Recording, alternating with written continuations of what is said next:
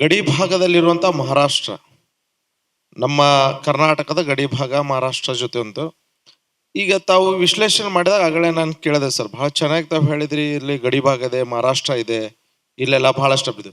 ನಾವು ಕಳೆದ ಬಾರಿದಿಂದ ಬಹಳಷ್ಟು ಸರ್ಕಾರಗಳಿಗೆ ನಾವು ಕೇಳಿದೆವು ಸರ್. ಏನಂತ ಕೇಳಿದೆವು ಅಂದರೆ, ನಮ್ಗೆ ಯಾಕೆ ಇಲ್ಲಿವರೆಗೆ ಕರ್ನಾಟಕ ರಾಜ್ಯೋತ್ಸವ ಈ ಭಾಗದಲ್ಲಿ ನಾವು ರಾಜ್ಯೋತ್ಸವನ ಆಚರಿಸ್ತಿರ್ತೀವಿ, ಪ್ರತಿ ಬಾರಿನೂ 1 ಕೋಟಿ ರೂಪಾಯಿ ಅನುದಾನ ಕೊಡ್ರಿ ಅಂತ ಕೇಳಿದಾಗ ಕೇವಲ 1 ಲಕ್ಷ ರೂಪಾಯಿ ಅನುದಾನ ಕೊಟ್ಟು ನಮ್ಮ ಸಮಾಧಾನ ತಣ್ಣೀರು ಪಟ್ಟಿ ಜಸ್ತಿರ್ತಿರಲ್ಲ, ಈ ಕೂಗು ಹೇಳ್ತಿರ್ತದೆ. ಯಾಕೆ ಈ ಕೂಗಿಗೆ ತಾವು ಇಲ್ಲಿವರೆಗೆ ಧ್ವನಿ ಕೊಟ್ಟಿಲ್ಲ? ನೋಡ್ರಿ, ಎಲ್ಲದಕ್ಕೂ ಸೇಮ್. ಇವತ್ತು ನಮ್ಮ ಧಾರವಾಡದಲ್ಲಿ ಕರ್ನಾಟಕ ವಿದ್ಯಾರ್ಥಕ ಸಂಘ ಐತಿ. ಇಡೀ ರಾಜ್ಯದಲ್ಲಿ ಅಖಂಡ ಕರ್ನಾಟಕ ಆಗ್ಬೇಕಂತ ಹೋರಾಟ ಶುರುವಾಗಿದ್ದು ಕರ್ನಾಟಕ ವಿದ್ಯಾರ್ಥಿ ಸಂಘದಲ್ಲಿ. ಕರ್ನಾಟಕ ವಿದ್ಯಾರ್ಥಿ ಸಂಘದಿಂದ ಅದರಲ್ಲಿ 1920 ಕರ್ನಾಟಕ ಯೂನಿಫಿಕೇಶನ್ ಕಾನ್ಫರೆನ್ಸ್ ಆಯ್ತು ಕರ್ನಾಟಕ ವಿದ್ಯಾರ್ಥಿ ಸಂಘ ಧಾರವಾಡದಲ್ಲಿ. ಅದಾದ್ಮೇಲೆ 800 ಜನ ಡೆಲಿಗೇಟ್ಸು ಮೈಸೂರಿಗೆ ಇದಕ್ಕೆ ನಾಗ್ಪುರ್ ಕಾಂಗ್ರೆಸ್ ಕಾನ್ಫರೆನ್ಸಿಗೆ ಹೋದ್ರು. ಆ ಕಾನ್ಫರೆನ್ಸ್ದಲ್ಲಿ ಅವಾಗ ಈ ಧ್ವನಿಯನ್ನು ಕೇಳಿ ಅವಾಗ first time Karnataka Pradesh Congress committee ಆಗ್ಬೇಕಂತ ಡಿಸಿಷನ್ ಆಯ್ತು. ಅಂದ್ರೆ ಅಷ್ಟು ಮಹತ್ವದ ಸಂಸ್ಥೆ ಕರ್ನಾಟಕ ವಿದ್ಯಾರ್ಥಿ ಸಂಘ. ಇನ್ನು ಬಾರ್ಡರ್ದಲ್ಲಿರುವಂಥ ನಮ್ಮ ಮಿತ್ರರು ಹೇಳಿದಂಥ 1 ಲಕ್ಷ ರೂಪಾಯಿದು ಕೊಟ್ಟು ಸುಮ್ಮಗೋದು ಬೇರೆ. ಆ ಕರ್ನಾಟಕ ವಿದ್ಯಾರ್ಥಿ ಸಂಘಕ್ಕೆ ಇವತ್ತು ಫಂಡ್ ಕೊಡೋದಿಲ್ಲ ಆಕ್ಟಿವಿಟಿ ಮಾಡಕ್ಕೆ. ಅದ ಮೈಸೂರು ಹತ್ರ ಅವು ಚಿಳ್ಳೆ ಪಿಳ್ಳೆ ಈಗ ಹೊಸದಾಗಿ ಶುರು ಆಗಿದ್ದು, ಬೆಂಗಳೂರು ಹತ್ರ ಸುಳ್ಳು ಆಗಿದ್ದದ. ಅವ್ರಿಗೆ 2 ಕೋಟಿ 3 ಕೋಟಿ ರೂಪಾಯಿ ದುಡ್ಡು ಕೊಡ್ತಾರೆ.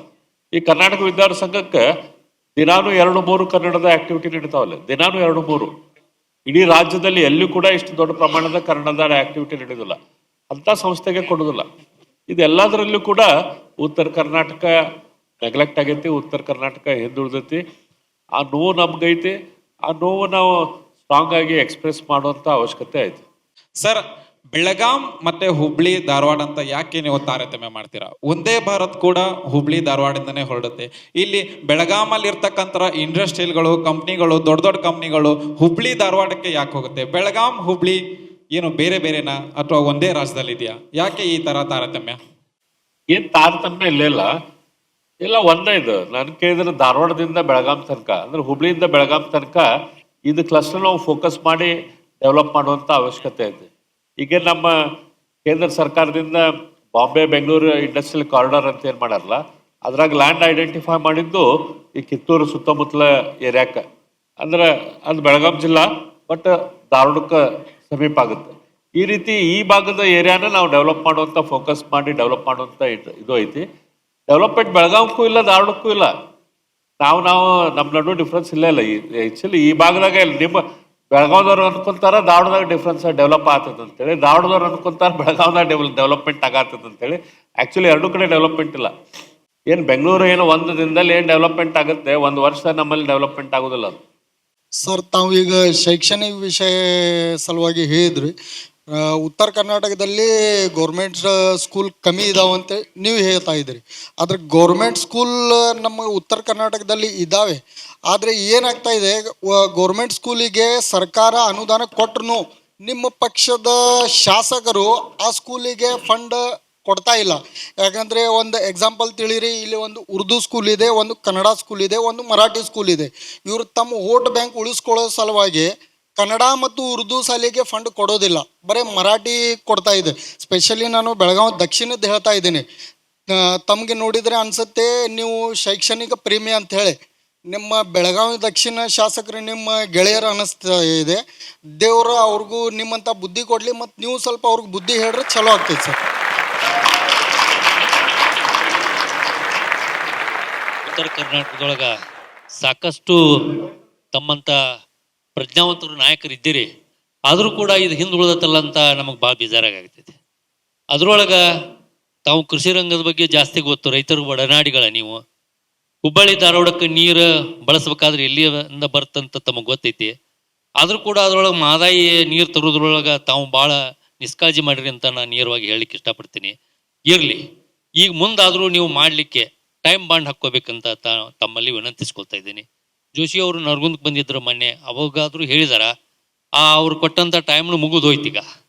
ಅದಕ್ಕಾಗಿ ತಾವು ಒಂದು ಸಮಯ ನಿಗದಿ ಮಾಡಿ ಅದಕ್ಕೆ ಹೋರಾಟವನ್ನು ಕೊನೆ ಮಾಡ್ಬೇಕು. ಈ ಭಾಗದ ಜ್ವಲಂತ ಸಮಸ್ಯೆ ಬಗೆಹರಿಸ್ಬೇಕ ಅಂತದ್ದು ಒಂದು ನಿರ್ಧಾರ ತಾವು ತಗೊಳ್ಬೇಕಂತ ಒಂದು ವಿನಂತಿ. ನಂತರದೊಳಗ ಉತ್ತರ ಕರ್ನಾಟಕ ಅಭಿವೃದ್ಧಿ ಆಗಬೇಕಾದ್ರೆ ಒಂದು ಯೋಜನೆಗಳನ್ನು ತಾವು ಏನು ಹಾಕ್ಕೊಂಡಿದ್ದೀರಿ ಅಂತಕ್ಕಂಥ ಮಾತು ನಾನು ಕೇಳ್ತಾ ಇದ್ದೀನಿ. ಕೆಲವೊಂದು ನಮಗೆ ತಿಳಿದದ್ದನ್ನು ಕೂಡ ಹೇಳ್ತಾ ಇದ್ದೀನಿ. ಈ ಭಾಗದಲ್ಲಿ ವಿದ್ಯುತ್ತಿನ ಕೊರತೆ ಭಾಳ ಆಗ್ತಾ ಇದೆ ನಮ್ಮ ರೈತರಿಗೆ. ರೈತರಿಂದ ಜಾಸ್ತಿ ಉತ್ಪನ್ನ ಬರ್ತಕ್ಕಂಥ ಪ್ರದೇಶ ಇದೆ. ಇಂಡಸ್ಟ್ರಿಗಳಂತೂ ಜಲ್ದಿ ಬರಂಗಿಲ್ಲ ಇಲ್ಲಿ. ಬೇಗನೆ ನಮ್ಮ ರೈತರಿಗೆ ಹೆಚ್ಚಿನ ನೀರು ಕೊಡಬೇಕು, ನೀರಾವರಿ ಹೊಸ ತಂತ್ರಜ್ಞಾನಗಳು ಕೊಡಬೇಕು. ಅದರೊಳಗೆ ನಮ್ಮ ತುಂತುರು ನೀರಾವರಿ ಯೋಜನೆಗಳಂತಿದಾವ, ಸ್ಮಾರ್ಟ್ ವಿಲೇಜ್ಗಳಂತಿದಾವ. ಈಗ ಸ್ಮಾರ್ಟ್ ವಿಲೇಜ್ ಮಾಡ್ತಾ ಇದ್ದೀರಿ, ಸಿಟಿಗಳನ್ನು ವಿಲೇಜ್ ಯಾಕೆ ಮಾಡಬಾರ್ದು? ನಾವು ಹಿಂದೊಂದ್ಸಲ ತಮಗೆ ದಿಲ್ಲಿ ಒಳಗೆ ಭೇಟಿಯಾಗಿದ್ದೀವಿ. ನಾವು ಕೃಷ್ಣ ಭಟ್ರು ನಾವು ದಿಲ್ಲಿಗೆ ಬಂದಿದ್ದೀವಿ. ಅವಾಗ ಅವಾಗ ಬುಕ್ಲೆಟ್ಗಳನ್ನು ಎಲ್ಲರಿಗೂ ಕೊಟ್ಟಿದ್ದೀವಿ ನಾವು. ಅದ್ರ ಬಗ್ಗೆ ಇವತ್ತಿಗೂ ಯಾರು ವಿರೋಧ ಪಕ್ಷದವರು ಚರ್ಚೆ ಮಾಡಿಲ್ಲ, ಆಳ್ವಿಕೆ ಪಕ್ಷದವರು ಮಾಡಿಲ್ಲ. ಯಡಿಯೂರಪ್ಪನವ್ರು ಇದ್ದಾಗನೇ ನಾವು ಕೊಟ್ಟಿದ್ದೀವಿ ಸರ್ ಅದನ್ನು. ಆ ರೀತಿ ಒಳಗೆ ಅಂಥ ಯೋಜನೆಗಳನ್ನು ಹಾಕ್ಕೊಂಡು ನಮಗೆ ಮಾಡಿದರೆ ನಾವು ಅವರಂತೆ ಮುಂದೆ ಹೋಗಕ್ಕೆ ಸಾಧ್ಯ ಐತಿ. ನಾವು ಒಪ್ತೇನೆ, ನೀವು ಹೇಳ್ದಂಗೆ ನಮ್ಮಲ್ಲಿ ಸರಿಯಾದ ಎಲೆಕ್ಟ್ರಿಸಿಟಿ ನಾವು ರೈತರಿಗೆ ಕೊಡೋದಿಲ್ಲ. ನಮ್ಮ ಡಿಪಾರ್ಟ್ಮೆಂಟಿಗೆ ನೀವು ಹೋಗಿ ಕೇಳಿದ್ರೆ ಅವ್ರ ಟಾರ್ಗೆಟ್ ದಿನಕ್ಕೆ 24 ತಾಸು ಕರೆಂಟ್ ಕೊಡಬೇಕಂತಿಲ್ಲ, ದಿನಕ್ಕೆ 7 ತಾಸು ಕೊಡೋ ಟಾರ್ಗೆಟ್ ಅವ್ರದ್ದು. ಅದನ್ನ ಮುಟ್ಟೋದಿಲ್ಲ. 7 ತಾಸು 2 ತಾಸು ಕೊಡ್ತಾರೆ, 3 ತಾಸು ಕೊಡ್ತಾರೆ. ಇದು ಸರಿಯಾದ ಎಲೆಕ್ಟ್ರಿಸಿಟಿ ರೈತರಿಗೆ ಉಳಿಸುವಂಥದ್ದು ಅವಶ್ಯಕತೆ ಐತಿ. ಅದು ಫೋಕಸ್ಡ್ ಎಫರ್ಟ್ ಮಾಡ್ಬೇಕು. ಇವತ್ತು ನಾವು ಗುಜರಾತಿಗೆ ಹೋದ್ರೆ ಅಲ್ಲೇ 24 ಅವರ್ಸ್ ಲೈನ್ ಐತಿ ರೈತರಿಗೆ ಅಲ್ಲಿ ಫ್ರೀ ಎಲೆಕ್ಟ್ರಿಸಿಟಿ ಕೊಡೋದಿಲ್ಲ, ಚಾರ್ಜ್ ಮಾಡ್ತಾರೆ. ಆದರೆ 24 ಅವರ್ಸ್ ಎಲೆಕ್ಟ್ರಿಸಿಟಿ ಅಲ್ಲಿ ಕೊಡ್ತಾರೆ. ನಮ್ಮಲ್ಲೇ ಅದು ಕೊಡುವಂಥ ಅವಶ್ಯಕತೆ ಐತೆ. ಅದಕ್ಕೆ ಬೇಕಾದಂಥ ಇನ್ಫ್ರಾಸ್ಟ್ರಕ್ಚರ್ ಆಗಲಿ, ಅದಕ್ಕೆ ಫೋಕಸ್ ನಾವು ಮಾಡುವಂಥದ್ದು ಅವಶ್ಯಕತೆ ಐತೆ ಅನ್ನೋದು ನಾನು ಒಪ್ತೇನೆ. ಇವೆಲ್ಲದು ನೀವೇನಿಗೆ ಐಡಿಯಾಸ್ ಕೊಟ್ಟಿರಲ್ಲ, ಇವೆಲ್ಲದು ಮಾಡ್ಬೇಕು ನಾವು. ಯಾಕಂದ್ರೆ ನಮ್ಮಲ್ಲಿ ನಗರಗಳಾಗಲಿ ಅಥವಾ ಹಳ್ಳಿಗಳಾಗಲಿ ಅವು ತಪ್ಪಿದ ತಾವ ಬೆಳೆದಾವು, ಪ್ಲ್ಯಾನ್ ಮಾಡಿ ಬೆಳೆಸಿಲ್ಲ. ಅದಕ್ಕೆ ಸ್ಮಾರ್ಟ್ ಸಿಟಿ ಯೋಜನೆ ನಮ್ಮ ಪ್ರಧಾನಮಂತ್ರಿಗಳು ತೊಗೊಂಬಂದರು. ಈ ನಗರ ಒಂದು ಬೆಳಗಾವಿ, ಜಸ್ಟ್ ಬೆಳಗಾವಿ ಅಂತ ಬೇರೆ ಬೆಳಗಾವಿದ್ದು ಯಾವ ರೀತಿ ನಾವು ಬೆಳೆಸ್ಬೇಕಂತ ಅವ್ರು ಫೋಕಸ್ ಮಾಡಿ ಆ ದೃಷ್ಟಿಯಾಗಿ ಎಫರ್ಟ್ ಹಾಕಿ ಅದಕ್ಕೆ ದುಡ್ಡು ಹಾಕಿ ಬೆಳೆಸೋದು ಬೇರೆ. ಅದನ್ನು ಸ್ಮಾರ್ಟ್ ಸಿಟಿ ಯೋಜನೆ. ಅದೇ ರೀತಿ ಸ್ಮಾರ್ಟ್ ಹಳ್ಳಿಗಳನ್ನು ಕೂಡ ನೀವು ಹೇಳಿದ ಐಡಿಯಾ ಒಳ್ಳೆ ಐಡಿಯಾ. ಅದನ್ನು ನಾನು ಲಕ್ಷ್ಯ ಇಟ್ಕೊಂಡಿರ್ತೇನೆ. ಮುಂದೆ ಯಾವಾಗ ಅವಕಾಶ ಸಿಕ್ಕರೆ ಅದನ್ನು ಇಂಪ್ಲಿಮೆಂಟ್ ಮಾಡೋಕ್ಕೆ ಪ್ರಯತ್ನ ಮಾಡ್ತೇನೆ. ವಿರೋಧ ಪಕ್ಷದ ನಾಯಕರಾಗಿರ್ತಕ್ಕಂಥ ಅರವಿಂದ್ ಜಿ ಅವರಿಗೆ ಒಂದು ಸಲಹೆ, ನನ್ನ ಪ್ರಶ್ನೆ ಅಲ್ಲ. ಮೊನ್ನೆ ತುಂಗಭದ್ರಾ ಡ್ಯಾಮ್ನಲ್ಲಿ ಒಂದು ಗೇಟು ಅಚಾತುರ್ಯದಿಂದ ಹಾನಿಯ ಒಳಗಾಯಿತು. ಹಾನಿ ಒಳಗಾಗಿರ್ತಕ್ಕಂಥದ್ದನ್ನು ನೋಡಿದಾಗ ಇದು ಸರ್ಕಾರ ನಿಷ್ಕ್ರಿಯವಾಗಿ ಕೆಲಸ ಮಾಡ್ತಿತ್ತು ಅನ್ನೋದನ್ನು ನಾವು ಇವತ್ತಿನ ನಿಮಗೆ ಹೇಳಿಕ್ಕೆ ಇಚ್ಛಪಡ್ತಾ ಇದ್ದೀನಿ. ಸಾವಿರಾರು ಮತ್ತು ಲಕ್ಷಾಂತರ ಎಕರೆ ಜಮೀನುಗಳಿಗೆ ನೀರು ಉಣಿಸಿರ್ತಕ್ಕಂಥ ಒಂದು ಡ್ಯಾಮು ಸಂಪೂರ್ಣವಾಗಿ ಖಾಲಿ ಆಯಿತು. ಅದೇ ಥರ ರಾಜ್ಯದಲ್ಲಿ ಯಾವುದೇ ಡ್ಯಾಮ್ಗಳು ಸುರಕ್ಷಿತವಾಗಿ ಇವತ್ತಿನ ದಿವಸ ಇಲ್ಲ ಅಂತ ನಾನು ಹೇಳಿಕ್ಕೆ ಇಚ್ಛಪಡ್ತಾ ಇದ್ದೀನಿ. ಅದು ಕಾವೇರಿ ವಿಷಯ ಬಂದಾಗ ಅಲ್ಲಿ ಕ್ರಿಚ್ಗೇಟ್ ಇರ್ಬೋದು, ಬೇರೆ ಬೇರೆ ಅದು ಕಪಿಲ ಇರ್ಬೋದು, ಕಬಿನಿ ಇರ್ಬೋದು, ಕಾವೇರಿ ಬರ್ತಕ್ಕಂಥ ನದಿಗಳಿಗೆ ಹೆಚ್ಚು ಮಹತ್ವವನ್ನು ಕೊಡ್ತಿರ್ತಕ್ಕಂಥ ಅಲ್ಲಿಯ ರಾಜಕಾರಣಿಗಳು ಇವತ್ತು ಆ ಕ್ರಿಚ್ಗೇಟನ್ನು ನದಿ ಸಂಪೂರ್ಣವಾಗಿ ಅವತ್ತು ಬಂದಿದ್ದ ಮಳೆಗಾಲದಲ್ಲಿ ವರುಣ ನಮ್ಮ ಕೃಪೆಗೆ ಹೊರ ತೋರಿದಂತ ಹೆಚ್ಚಿಂದ ಮತ್ತೆ ಡ್ಯಾಮ್ ಫುಲ್ ಆಯಿತು, ಎಲ್ಲರೂ ಬಚಾವಾಯ್ತು. ಒಂದು ವೇಳೆ ಅಕಸ್ಮಾತ್ ಮಳೆ ಆಗದೇ ಇದ್ರೆ ಲಕ್ಷಾಂತರ ಎಕರೆ ಜಮೀನುಗಳು ಇವತ್ತಿನ ದಿವಸ ನೀರು ಉಣಿಸ್ಲಿಕ್ಕೆ ಆಗ್ತಿರ್ತಕ್ಕಂಥದ್ದು. 2027ನೇ ಇಸ್ವಿಗೆ ಬಚಾವತ್ ಆಯೋಗ ತೀರ್ಪು ಪ್ರಕಾರ ಟ್ರಿಬ್ಯುನಲ್ನಲ್ಲಿ ನಮ್ಮ ಕೃಷ್ಣಾ ನದಿಯ ನೀರನ್ನು ಬಳಸ್ಕೊಳ್ಬೇಕಂತ ಹೇಳಿ ಆಂಧ್ರದವರು ಈಗಾಗಲೇ ಹಂಸ ಪಕ್ಷಿಯಂತೆ ಕಾಯ್ತಾ ಇರ್ತಾರೆ.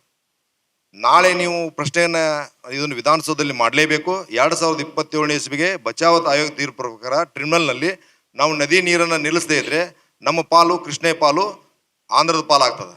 ಟ್ರಿಬ್ಯುನಲ್ನ ನಮ್ಮದು ಒಂದಿದೆ ಏನಂದ್ರೆ ಇವತ್ತು ಮಹದಾಯಿ ಮತ್ತು ಕಳಸಾ ಬಂಡೂರಿ ಪೋರ್ಲಾ ಚೋರ್ಲಾ ನದಿಗಳನ್ನು ಹಳ್ಳಗಳನ್ನು ಕೂಡಿಸಿ ಒಂದು ಮಹದಾಯಿ ಯೋಜನೆಯನ್ನ ತಾವು ಸಾಕಷ್ಟು ಜನ ಇದು ಮಾಡ್ತಾ ಇದ್ರಿ. ಅದಕ್ಕೆ ತಮ್ಮ ಕೂಗು ನಾಳೆ ಉತ್ತರ ಕರ್ನಾಟಕದ ಕೂಗು ಇದು ನದಿಗಳ ಮುಖಾಂತರವಾಗಿ ತಾವು ಪ್ರಶ್ನೆಗಳನ್ನು ಕೇಳಬೇಕು, ಜೊತೆಗೆ ಇದು ಕಾರ್ಯಗತ ಆಗಬೇಕಂತ ನಿಮ್ಮಲ್ಲಿ ವಿನಯಪೂರ್ವಕವಾಗಿ ಕೇಳ್ಕೊತಾ ಇದ್ದೀನಿ. ನಾವು ಕೇಳಿದಂಥ ಈ ಪ್ರಶ್ನೆ ನಾನು ನಾಳೆ ಸದನದಲ್ಲಿ ಉತ್ತರ ಕರ್ನಾಟಕದ ಬಗ್ಗೆ ಚರ್ಚೆ ಮಾಡ್ಬೇಕಾದ್ರೆ ಅದನ್ನ ಜರೂರು ಎತ್ತೇನೆ. ಇದೇನು ಹೊಸಪೇಟೆ ಕ್ರಸ್ಟ್ ಗೇಟ್ ಏನು ಕ್ರಾಶ್ ಆತಲ್ಲ, ಇದ್ರ ಬಗ್ಗೆ ನಾನು ಸುಮಾರು ಒಂದು 8-9 ತಿಂಗಳ ಹಿಂದೆ ಸರ್ಕಾರಕ್ಕೆ ಬರೆದಿದ್ದೆ. ನಾನು ಇದು ಗೇಟ್ ಕ್ರಾಶ್ ಆಗುತ್ತೆ, ಇದ್ರ ಬಗ್ಗೆ ಕರೆಕ್ಟಿವ್ ಆ್ಯಕ್ಷನ್ ತೋರಿ, ಅಲ್ಲಿ ಕೊಟ್ಟಂಥ ಕಾಂಟ್ರಾಕ್ಟರ್ ಸರಿ ಇಲ್ಲ ಅನ್ನುವಂಥ ವಿಷಯ ನಾನು ಪತ್ರದ ಮುಖಾಂತರ ನಾನು ಬರೆದಿದ್ದೆ. ಅದು ನಿರ್ಲಕ್ಷ್ಯ ಆಯಿತು. ಅದಾದ್ಮೇಲೆ ಮುಂದೆ ಗೇಟ್ ಕ್ರಾಶ್ ಆಯಿತು. ಆದರೆ ಇವು ಯಾವೂ ಸಹಿತ ಒಮ್ಮಿಂದೊಮ್ಮೆಲಿಗೆ ಆಗೋದಿಲ್ಲ, ಇವು ಆಗ್ತಾವ ಅಂಥೇಳಿ ಅಲ್ಲಿ ಸಂಬಂಧಪಟ್ಟವರಿಗೆ ಗೊತ್ತಾಗುವಂಥ ವಿಷಯನೇ ಇರ್ತದೆ.